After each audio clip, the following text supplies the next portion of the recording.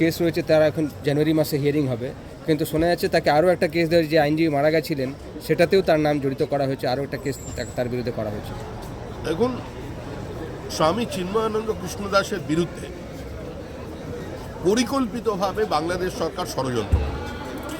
কারণ তিনি হিন্দুদের মুখপাত্র হয়ে গিয়েছিলেন, ঐক্যবদ্ধ করেছিলেন, এবং তিনি ওখানকার হিন্দু বৌদ্ধ খ্রিস্টানকে বোঝাতে চাইছেন যে এই দেশ ছেড়ো না, এ দেশ আমার মা, আমাদের মাটি।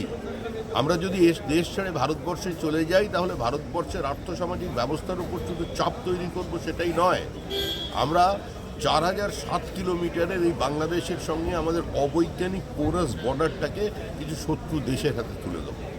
তার জন্য বাংলাদেশি বৌদ্ধদের, ওখানকার চাকমাদের, ওখানকার মতুয়াদের, ওখানকার খ্রিস্টান জৈনদের ওখানেই থাকা দরকার।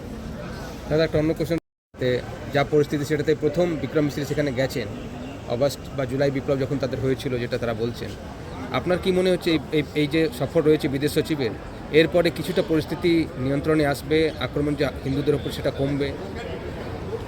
দেখুন, ভারতবর্ষ মানবতার পক্ষে, বিশ্ব শান্তির পক্ষে, সংঘর্ষ নয় সমন্বয় চাই। আর ওখানে তো সংঘর্ষ হচ্ছে না, একটা জেনোসাইড হচ্ছে, হিন্দু শূন্য করে দেওয়ার একটা পরিকল্পনা চলছে।